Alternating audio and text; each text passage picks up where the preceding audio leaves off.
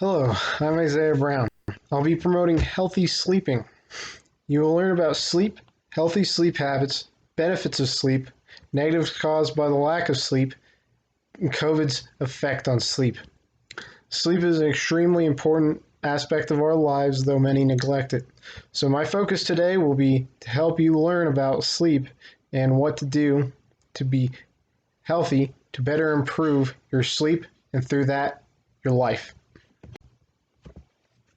Our daily lives flow through 24-hour days.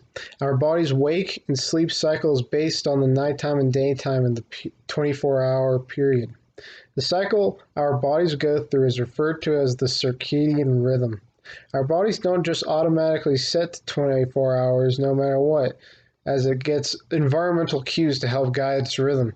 These cues are called zeitgebers and or timekeepers. These timekeepers can take the form of many things such as light, body temperature, eating, drinking, and more. Adolescents need 9 to 10 hours of sleep every night. However, most only get around 7. Infants sleep for around 2/3 of the day, but adults, however, are not as reliant on sleep. The sleep adults need is less than the adolescents and varies quite a bit. Some adults need 9 hours to function well, while others can do well on 6 hours. We all peak at some point for our circadian rhythm. That peak is where we do our best thinking. Adolescents are likely to feel more energetic as the day goes on compared to adults who have most of their energy in the morning and lose it steadily throughout the day. There are also multiple stages of sleep with two main forms, rapid eye movement and non-rapid eye movement. I'll be referring to them as non-REM and REM from now on. There are 3 parts to non-REM. The first is non-REM 1, which is your lightest sleep, which is the easiest to wake from, and the shortest stage during in your sleep cycle. During this stage, your breathing begins to slow. Next is non-REM 2. During this stage, your heart rate and breathing stabilize. Your temperature drops and your brain waves will occasionally spike. Those spikes are called sleep spindles. The final stage of non-REM is non-REM 3. This stage is the main stage of deep sleep that many associate with sleep. It is also the stage that is most essential to energizing you for the next day. The final stage is REM, which of course is the stage where your eyes will move. This stage is where you have dreams, as well as it being thought to be the stage that helps memory retention. With the end of these, once you pass through REM sleep, you'll return back to REM 2 and it'll keep cycling between non-REM 2, non-REM 3, and REM until you wake. With age, sleep becomes shorter, lighter, and more easily disturbed by both external and internal factors. This quote is corroborated by Walker as he mentions that sleep gets worse with age. Even though age is an important factor to the amount of sleep people get, Hublin's questionnaire found that time of birth, that being the year you were born, had a higher correlation of sleep amount than your age. Just for some simple speculation, this could be due to cultural changes of those population groups of the time, especially in terms of cultural impact of technology that's happened in the last century. There's one last thing to cover that is mentioned in the article that isn't quite age-related. Hublin found that even though external and environmental effects on sleep may be impactful in the short term, they do not lead to long-term negatives. This is interesting as it shows that we are able to get used to external factors that lower our quality of sleep. So if there is an external problem causing your sleep currently that's worsening it, you don't have to worry too badly as it won't have a large effect forever. Here's a neat little image that goes over shows an example of circadian rhythm where you see as in 12 o'clock at midnight to 6 a.m. is where most people are going to be asleep, and you can see the restorative phase, deep sleep, and REM sleep, which, of course, the deep sleep and restorative sleep is going to be your non-REM phases of your sleep cycle, as well as the showing melatonin releases during this time.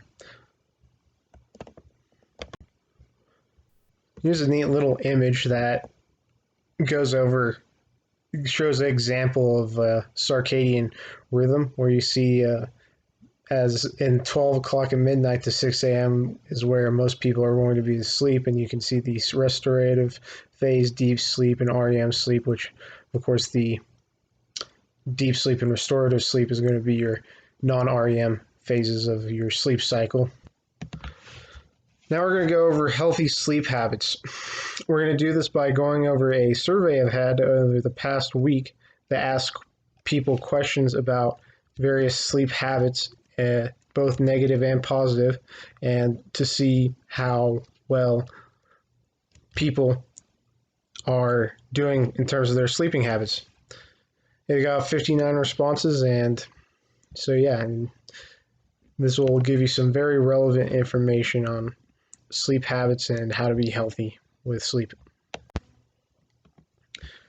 So for the first question, healthy sleep habit, it was, how frequently do you go to bed at the same time each night and rise at the same time each morning within a 1 to 2 hour period?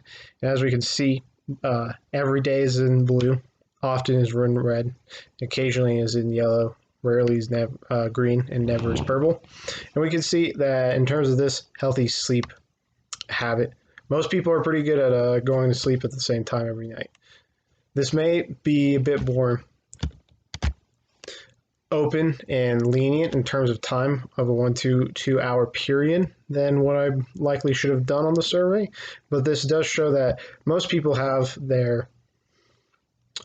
a good sense of when they need to go to bed and wake up, which is great, because going to bed at the same time and waking up each morning is a very healthy sleep habit that will help your quality of sleep as well as helping you go to sleep.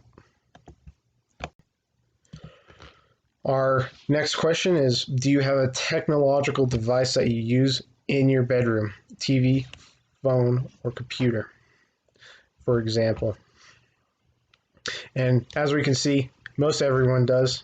That's something that can be hard to keep out of your bedroom, especially in terms of apartment size and such. So this is a pretty reasonable one, even though it is negative for your health, as you want to try to keep your bedroom as associated with sleep as you possibly can. So by having technology in your room, you can end up having a harder time falling asleep, as well as some potential other problems. So if you have the chance, it's good to not have technology in your bedroom so that you can better associate your bed with sleep rather than with, TV, video games, and internet, and your phone and such. How frequently do you do other activities besides sleeping in your bed, such as listening to music, reading, watching TV, or internet browsing? So while I'd say on the previous slide where discussing technology in your room is something that often can't be avoided, this is something that can be, as you don't necessarily need to be using technology in your bed. And as we can see, decent bit over half use it often or every day, and then even adding on to that, even more people do it occasionally. So you really want to stay in the rarely to never in this area, as this one's way stronger of an association with, you need to have your bed associated with sleep. And so even though the technology may not be possible to do with technology in your bedroom, this absolutely is something you can do, and this is something that probably is more beneficial than no technology in the room. But if you have no technology in the room, of course you're not going to be doing something like browsing your internet while in your bed, as you're not going to have technology in your room. How frequently do you participate in a relaxing routine that you perform before going to bed? Taking a bath, reading an enjoyable book, or journaling, for example. This is another healthy habit where by association, if you do something consistently, you'll be able to kind of link your brain up to thinking about sleep. And so we have probably less people than I expected doing a routine, as honestly, with this, you would think that most people would be part of the everyday to often thing, because they would probably, to me, associate brushing your teeth, but I also, of course, didn't include that as a question. But we can see here that still, everyone, more than half are in the occasional to everyday, which is great. But yeah, of course, it's good to do a relaxing routine before you go to bed. It's, of course, don't do a exercise, because exercise will get your heart rate up and various other things, and that'll make it harder for you to go to sleep. So make sure if you're going to do an activity before you go to bed, make sure it's a relaxing thing, like taking a bath, drinking a warm cup of milk, or whatever else that you yourself find relaxing and can help you kind of calm yourself and ready yourself for sleep. How frequently do you eat large meals, have any caffeinated products, or drink alcohol before bed within a 1 to 2 hour period of falling asleep? So this one's another one with the 1 to 2 hour period. I'd say this one is kind of more lenient towards being okay rather than being not quite as okay compared to the last 1 to 2 hour question, where if you eat within like a 2 hour period of sleeping, you're probably going to be fine. But if you have caffeine, you probably shouldn't have caffeine within 2 hours, or drink alcohol. That'll probably have a negative effect on your sleep. And as we can see, based on the graph here, the results are pretty all over the place. There's not really any consistency. Pretty much no one has there's not really any good correlation in terms of anyone really, most people being good at it or most people being not as good at it. I did go and look, and there was actually 3 people that does this every day, which I find pretty crazy. And then there was 4 people that do it never. So that was a really big interest to me. And I kept the survey anonymous, but that would have been very interesting to hear about who answered every day and never. How frequently do you sleep outside your normal sleeping hours, but taking naps? So with taking naps, this is often more negative than it is positive, as taking naps can lead you to not being as tired around your normal sleep time, which will result in you having a more difficult time sleeping. Looks like this is another one where this is one that actually, most people don't do. This is one of the few that we really do see the bias towards people not taking naps, which is great, because naps can be a negative for just having healthy sleep. Continue off the last question of talking about how difficult it is for people to fall asleep. This question is, how frequently do you find yourself having difficulty falling asleep and or staying asleep?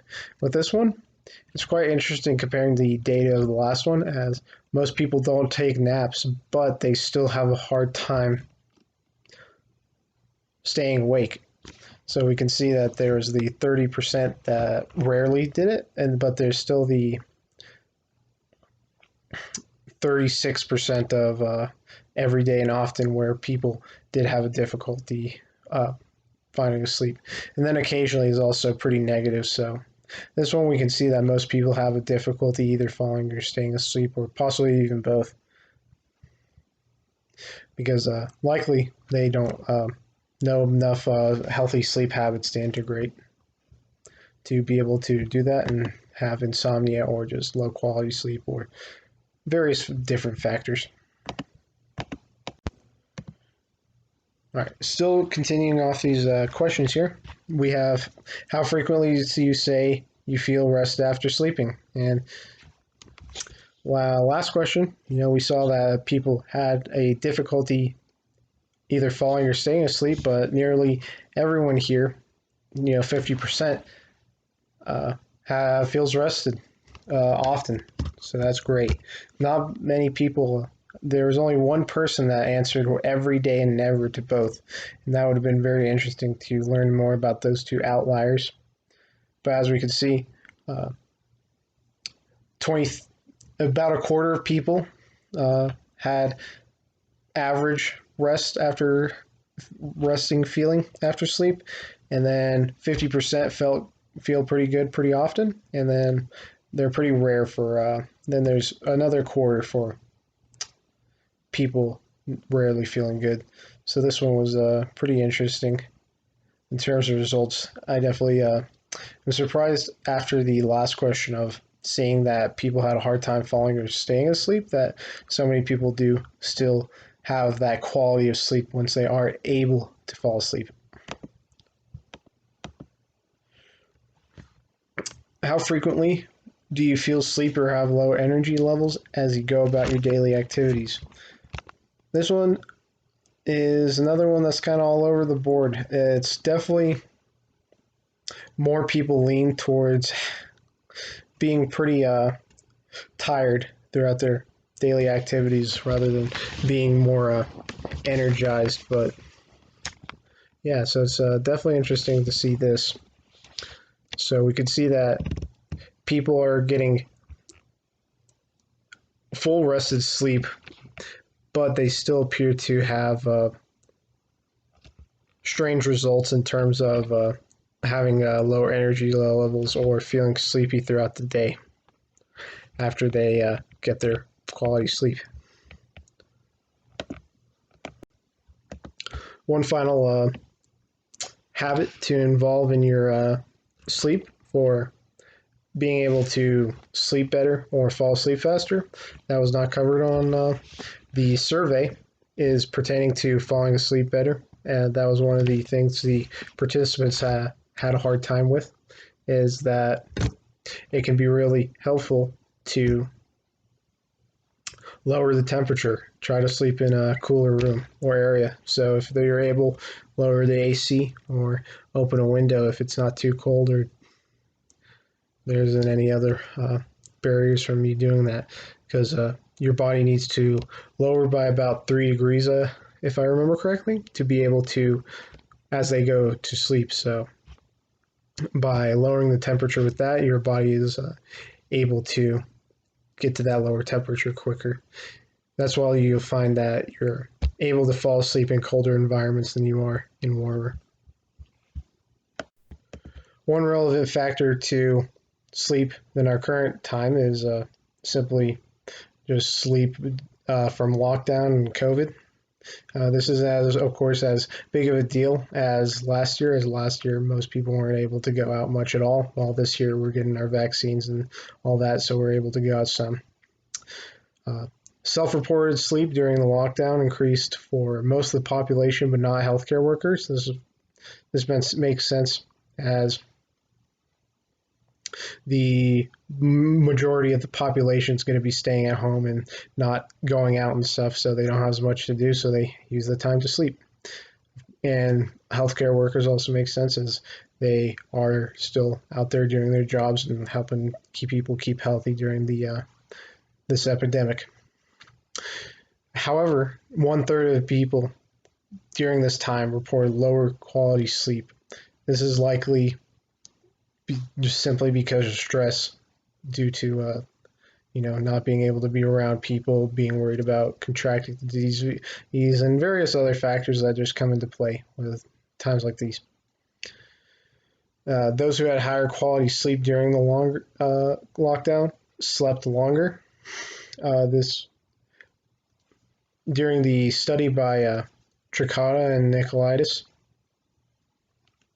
they actually mentioned how most of the people who had higher quality sleep were people that had higher quality sleep before the lockdown began as well. So just generally, if you have higher quality sleep, it's likely you're going to sleep longer.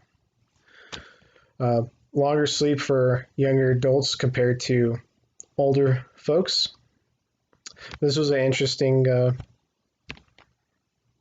thing about the lockdown, and just is interesting to see the generational gap in this aspect where the younger people are sleeping for longer. Those of higher education experience higher quality sleep. This likely just because they have less stress in their life and various other things, and sleep amount also varied in different countries. Like I believe Tricata and Nicolaitis's article mentions how Greece had way more sleep than any other country by a pretty large amount. Some other benefits of sleep are sleep allows what you learn to better ingrain in your mind. This is due to these things called sleep spindles, which act as a file transfer system, as Matt Walker describes, which allows the memory to move from your short-term to your long-term memory banks in your brain. You also have less heart attacks, car accidents, and suicide becomes less likely with more sleep. Sadly, we don't have time to go over this YouTube aspect from Matt Walker's speech, but I'll mention an important aspect of it is that that when people were deprived of sleep for a long time, their learning deficit was negated by 40%. So if we have poor sleep or are not able to sleep, then it can have a huge effect on our memory.